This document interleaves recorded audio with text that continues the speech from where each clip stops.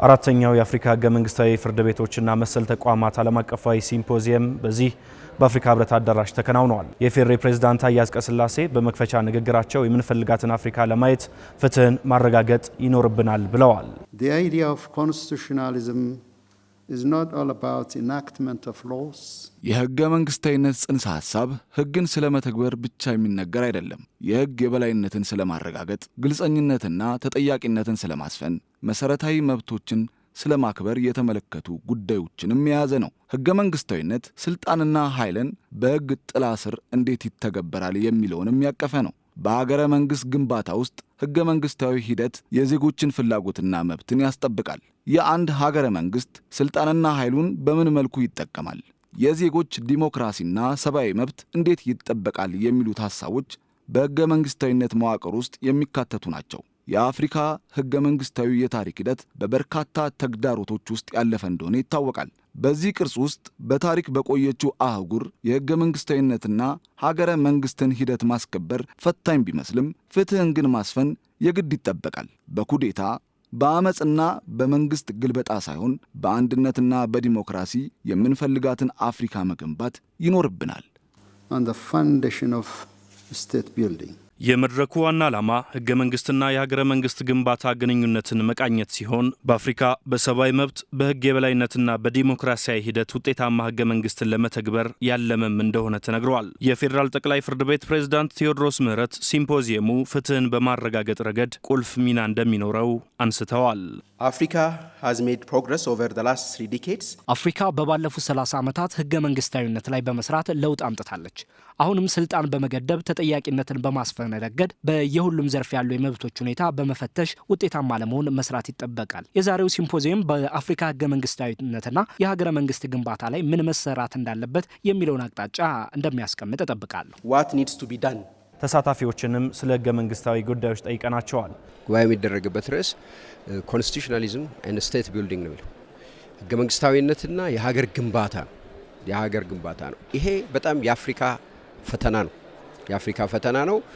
የጉባኤው ለምሳሌ ህገ መንግስታዊ ፍርድ ቤቶች ወይም ደግሞ የህገ መንግስት አጣሪ ጉባኤ ዋና ተልዕኮ ህገ መንግስታዊነትን ማረጋገጥ ነው። ህገ መንግስታዊነትን ማረጋገጥ ማለት ምንድነው? ለሀገር ግንባታ ያለው አስተዋጽኦ ዝም ብሎ አይደለም ህገ መንግስታዊ ቁጥጥር የሚደረገው። ያ ህገ መንግስታዊ ቁጥጥር ጠንካራ ሀገር የህዝብ መብት የሚያከብር፣ መሰረታዊ አገልግሎቶች የሚያቀርብ፣ ሰላምና ደህንነት የሚያመጣ፣ የህዝቡ አመኔታ ያለው ሀገር መገንባት ይፈልጋል።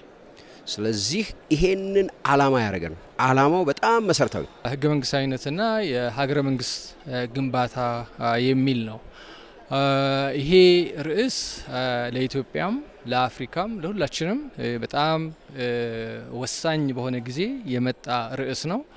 ርዕሱን የመረጥነው እኛንን የኛ ጉባኤ ነው የመረጠው። ምንም እንኳን የሲምፖዚየም በአፍሪካ ደረጃ የሚካሄድ ሲምፖዚየም ቢሆንም ይሄ ርዕስ ግን ለአፍሪካም ለሀገራችንም በጣም ወሳኝ የሆነ ርዕስ ስለሆነ ርዕሱ ተመርጧል። ስለዚህ አፍሪካ ውስጥ አሁን ሁላችንም እንደምናየው በርካታ የመንግስት ግልበጣዎች ይካሄዳሉ፣ በርካታ ግጭቶች አሉ።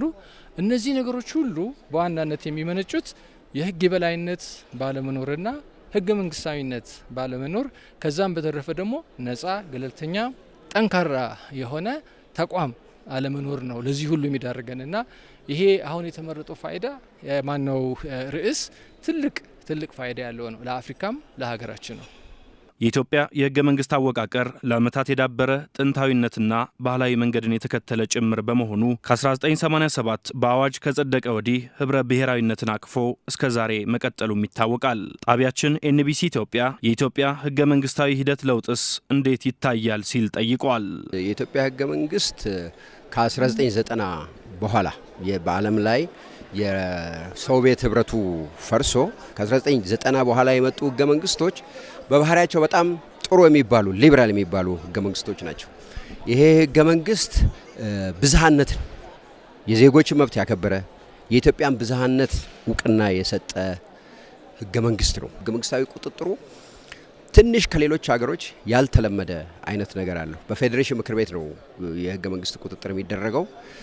ከዚህ በተረፈ ግን በአብዛኛው ነገሩ ያልሰራንበት የሚያስቆጭ በደንብ ብንተገብረው ውጤት የሚያመጣ ነው። አሁን የህገ መንግስት አጣሪ ጉባኤ ከፍተኛ ጥረት እያደረገ ነው። በርካታ የመስማት ሂደቶች እያካሄደ ነው። ብዙ ኬዞች እየታዩ ነው። እዚህ ላይ ተመስርተን እንግዲህ የተሻለ ህገ መንግስታዊ ዳኝነት ይሰጥበታል ብዬ አስባለሁ። በአፍሪካ አጀንዳ 2063ን በማሳካት በህገ መንግስታዊ ሂደት የተረጋጋች የበለጸገችና አንድ የሆነች አፍሪካን መገንባት እንደሚጠበቅም በመድረኩ ተመላክቷል። The symbol of the hope የተስፋ ምልክት፣ የአንድነት ነጸብራቅ፣ የሰውነት ክብር በታየበት በአፍሪካ ህብረት ኮሚሽን አዳራሽ ውስጥ ተገናኝተናል። በአህጉራችን አፍሪካ ስለ በርካታ ተግዳሮቶች አንስተን ስለ ህዝቦቻችን የድህነት ችግር ተወያይተናል። ይህንም ለመቅረፍ ብዙ ተጉዘናል። በብዙ ክፍተቶች ውስጥም ቢሆን ህገ መንግስታዊ መዋቅር ከምንም ጉዳዮች በፊት ትኩረት ሊሰጥ የሚገባ ጉዳይ ነው። የህገ መንግስታዊነት አካሄዳችንን በማጠናከር በራሳችን በመተማመን ተቋሞቻችንን የተሻለ ማድረግ ይጠበቅብናል። ተጠያቂነትና ፍትህ ላይ በመስራት አፍሪካ የራሷን ህገ መንግስታዊ አጀንዳ ማሻሻል ይኖርባታል። ለዚህ ይህ ጉባኤ ኃላፊነቱን እንደሚወጣ እተማመናለሁ። of Africa and its states. በመድረኩ የአፍሪካ ሀገራት ተወካዮች ከሩሲያ፣ ቻይና፣ ጀርመንና የተለያዩ ሀገራት የመጡ ልዑካን፣ የአፍሪካ ህብረት ኮሚሽን ሊቀመንበር መሐሙድ አሊ የሱፍና ከፍተኛ የመንግስት ባለስልጣናት ታድመዋል። በጉባኤው አህጉር አፍሪካ በራሷ በመተማመን ተቋማቶቿን በማጠናከር ተጠያቂነትና ፍትህ የሰፈነባት የተሻለች አህጉር እንድትሆን ማድረግ እንደሚጠበቅም በአጽንኦት ተገልጿል።